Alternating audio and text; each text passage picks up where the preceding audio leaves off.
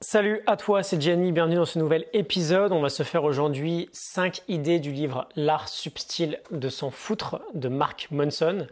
Comme nous dit l'auteur, un livre de développement personnel pour les gens qui n'aiment pas le développement personnel ou pour ceux qui en ont marre d'entendre parler de, entre guillemets, de succès à l'américaine.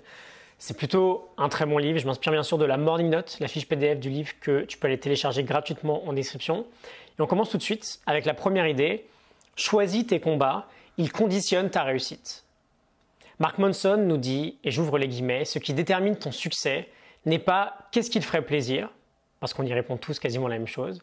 La question pertinente est quelle souffrance veux-tu endurer? Je ferme les guillemets. On avait fait un épisode là-dessus l'été dernier, c'était l'épisode numéro 105. On va développer un peu ici, c'est assez sympa comme idée.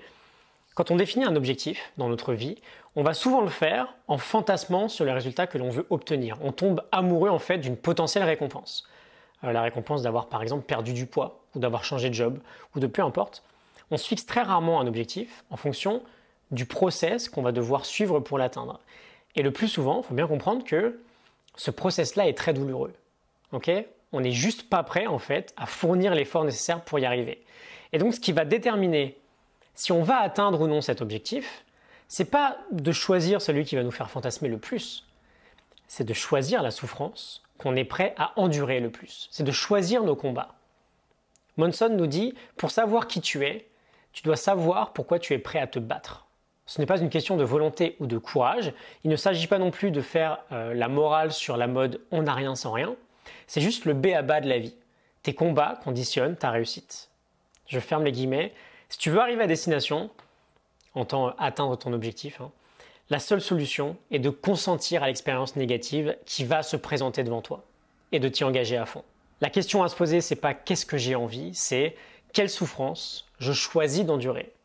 Ce sont nos choix qui conditionnent notre réussite et on ne choisit pas un objectif, on choisit avant tout son combat. Idée numéro 2, non, l'exceptionnel n'est pas la norme. J'ouvre les guillemets. Être moyen est devenu le nouveau marqueur de la nullité. À croire que le pire qui puisse t'arriver, c'est de figurer au milieu de la courbe, au milieu du peloton. Tous les jours, du matin au soir, on est inondé d'extraordinaire, on retient le meilleur du meilleur, le pire du pire, les exploits physiques les plus dingues. Je ferme les guillemets, on a un beau passage là sur la tyrannie de l'exceptionnel.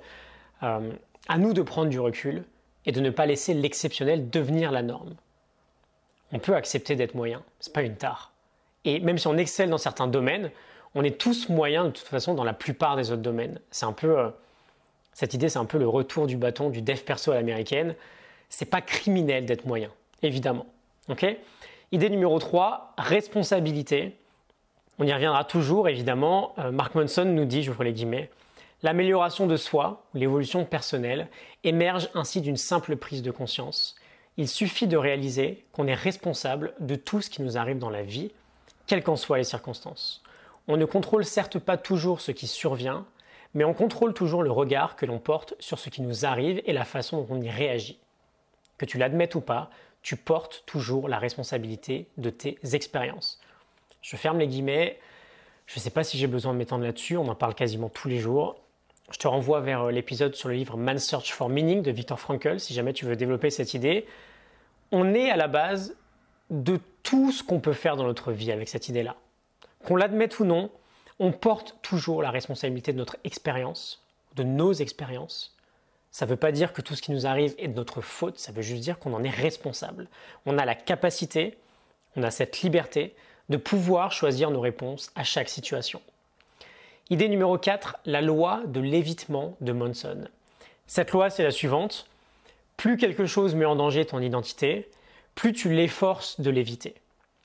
Ce qui signifie que plus quelque chose menace de modifier l'image ou l'appréciation que tu as de toi-même, qu'elle soit positive ou négative, ou que tu t'estimes ou pas à la hauteur de tes aspirations, plus tu cherches à contourner ce quelque chose.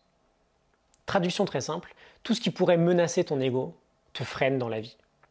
Dès que tu vas te mettre en danger ou que tu vas essayer de sortir un peu de ta zone de confort, tu vas ressentir cette force, cette résistance qui te retient. Et bien sûr, de temps en temps, on veut la combattre, cette force-là. On veut se mettre en danger et ne pas éviter d'avancer parce que ta propre croissance se trouve de l'autre côté du mur de la peur. Mais cette loi est super intéressante, elle met des mots sur toute cette idée-là. Plus quelque chose te met en danger, plus quelque chose met en danger ton identité ou ton ego, plus tu t'efforces de l'éviter. Et enfin, idée numéro 5, fais d'abord quelque chose, le reste suivra.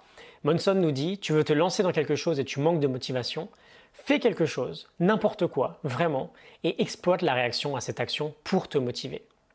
Cette idée, c'est un énorme classique de la procrastination ou du passage à l'action. La motivation, c'est juste une émotion. C'est quelque chose d'extrêmement temporaire, de très instable. On veut agir quoi qu'il arrive, que l'on ait envie ou non, et juste voir ensuite comment ça se passe. On parle tout le temps de cette idée-là. C'est le mouvement qui entraîne l'émotion et non l'inverse. On commence par faire et on voit ensuite. Tu fais ce que tu as à faire, que tu aies envie ou non, même si c'est pendant juste une petite minute, mais tu vas créer un mouvement. Ça va te mettre en action et tu vas faire ce que tu as à faire. Okay ? Dernière petite pépite, Monson nous dit, avec agir pour critère de réussir, n'importe quel résultat se perçoit comme un progrès, l'inspiration se fait récompense au lieu de n'être la condition préalable. Tu ne redoutes plus de te vautrer, te voilà propulsé.